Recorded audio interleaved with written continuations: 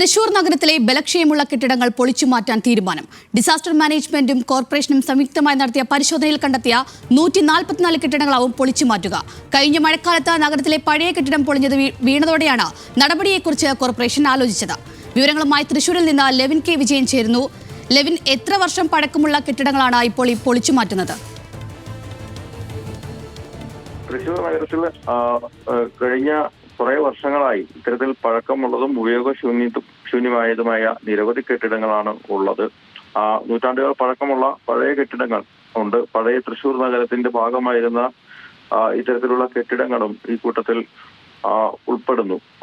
കഴിഞ്ഞ മഴക്കാലത്ത് 5 കെട്ടിടങ്ങൾ, ഇത്തരത്തിൽ ബലക്ഷയമുണ്ടായിരുന്ന കെട്ടിടങ്ങൾ തകർന്നു വീഴുകയും മറ്റുമുണ്ടായി. ഇതേ തുടർന്ന് കൂടിയാണ് ജനകീയമായിട്ടുള്ള ഒരു ആവശ്യമുണ്ടായത്. നഗരത്തിൽ എത്തുന്ന ആളുകളുടെ സുരക്ഷ മുൻനിർത്തിയും അപകടങ്ങൾ ഒഴിവാക്കുന്നതിനുമായി ഇത്തരത്തിൽ കെട്ടിടങ്ങൾ പൊളിച്ചു മാറ്റണമെന്നുള്ളൊരു ആവശ്യം ജനകീയമായി തന്നെ ഉണ്ടായത്. ജനങ്ങളും ജനപ്രതിനിധികളും എല്ലാം ഒരേപോലെ ആവശ്യം ഉന്നയിച്ചു. അതിന്റെ അടിസ്ഥാനത്തിൽ ജില്ലാ ദുരന്ത നിവാരണ അതോറിറ്റി കോർപ്പറേഷന് നിർദ്ദേശം നൽകി. തുടർന്ന് കോർപ്പറേഷനും ജില്ലാ ദുരന്ത നിവാരണ അതോറിറ്റിയും സംയുക്തമായി നടത്തിയ പരിശോധനയിലാണ് ഇത്തരത്തിൽ 139 കെട്ടിടങ്ങൾ ഇത്തരത്തിൽ പഴക്കം ചെന്ന നിലയിൽ കണ്ടെത്തിയതും അപകടകരമായ രീതിയിൽ ഉണ്ട് എന്ന് മനസ്സിലാക്കുന്നതും. അങ്ങനെ ഇത്തരത്തിൽ അപകട സാധ്യതയുള്ള 139 കെട്ടിടങ്ങളാണ് പൊളിച്ചു നീക്കാൻ തീരുമാനിച്ചിട്ടുള്ളത്. നേരത്തെ 5 കെട്ടിടങ്ങൾ ഇത്തരത്തിൽ കഴിഞ്ഞ മഴക്കാലത്ത് തകർന്നു വീഴുന്നിരുന്നു.